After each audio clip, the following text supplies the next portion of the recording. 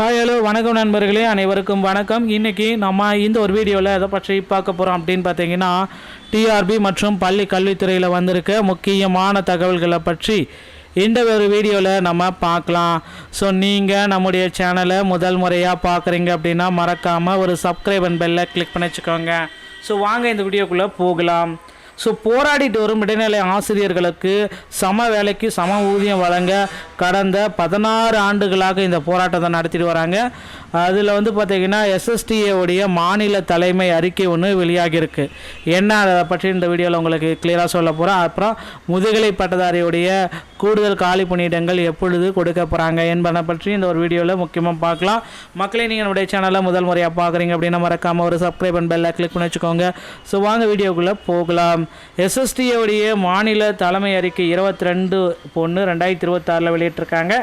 இடைநிலை ஆசிரியர்களுக்கு சம வேலைக்கு சம ஊதியம் வழங்க வேண்டி கடந்த 16 ஆண்டுகளாக தொடர்ந்து எல்லா ஆட்சி காலங்களிலும் போராடி வருகிறோம். இப்பொழுது 2018 மாண்புமிகு தமிழக முதல்வர் எங்கள் போராட்ட களத்திற்கு நேரில் 2 முறை கரம் பற்றி கொடுத்த வாக்கான 20,000 இடைநிலை ஆசிரியர்களுக்கு சம வேலைக்கு சம ஊதியம் என்ற தேர்தல் வாக்குறுதி 311 நிறைவேற்ற கோரி கடந்த 27 நாட்களாக போராடிட்டு வரும்.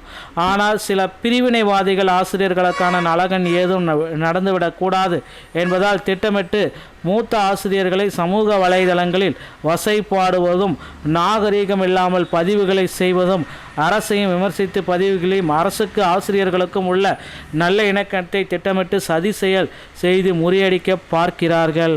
அவ்வாறாக செயல்படும் நபர்களுக்கு எங்கள் இயக்கத்தின் சார்பில் வன்மையாக கண்டிக்கிறோம்.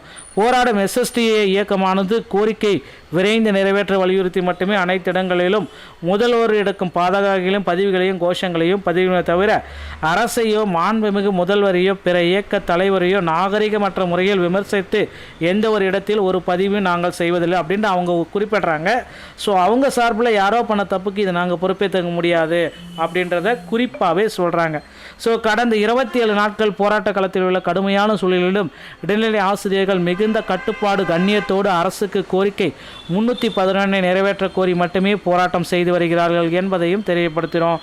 சென்ற காலங்களிலும் அரசு ஊழியர்கள் மற்றும் ஆசிரியர்கள் நடத்தும் ஒவ்வொரு போராட்டங்களின் பொழுதும் இது போன்ற சில திட்டமிட்ட சதி செயலை செஞ்சிருக்கிறார்கள் என்பதை நினைவுபடுத்துகிறோம். ஸோ நல்ல ஒரு முடிவு இதில் வெளியாகும் அப்படின்றதுக்காக தான் அந்த ஆசிரியர்களும் போராடிட்டு வராங்க. ஸோ அவர்களுக்கு ஒரு நல்ல முடிவு விரைவில் கிடைக்கும் என்பதை நம்ம எதிர்பார்க்கலாங்க. அடுத்து முதுகலை பட்டதாரிகளுடைய சான்றிதழ் சரிபார்ப்பு முடித்தவர்களுக்கு தற்காலிக தெரிவு பட்டியல் எப்பொழுது வெளியாகும்? எல்லாருமே எக்ஸ்பெக்டேஷன்ஸ் எல்லாமே அதிகமாக போயிட்டுருக்கு. பிஜிடிஆர்பியை பொறுத்த வரைக்கும் அந்த பிஜிடிஆர்பியோடைய அப்பாயின்மெண்ட் ஆர்டர் எப்போ நமக்கு வெளியிட போகிறாங்க? இதுதான் இப்போ எல்லாருடைய மத்தியிலுமே அதிகப்படியான கேள்வி இருக்குங்க. ஸோ முதுகலை பட்டதாரியில் எப்போ நமக்கு சான்றிதழ் சரிபார்ப்பு முடித்தவர்களுக்கு அப்பாயின்மெண்ட் ஆர்டர் கொடுப்பாங்க அப்படின்னு நிறைய பேர் கேட்குறீங்க.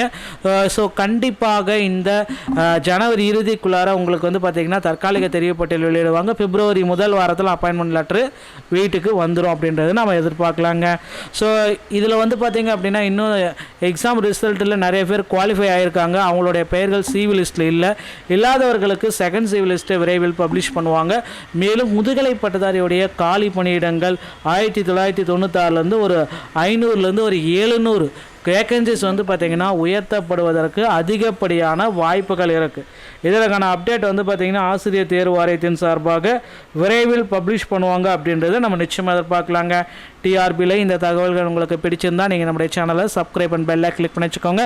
மீண்டும் ஒரு நல்ல தகவலோடு நான் உங்களை சந்திக்கிறேன். நன்றி, வணக்கம்.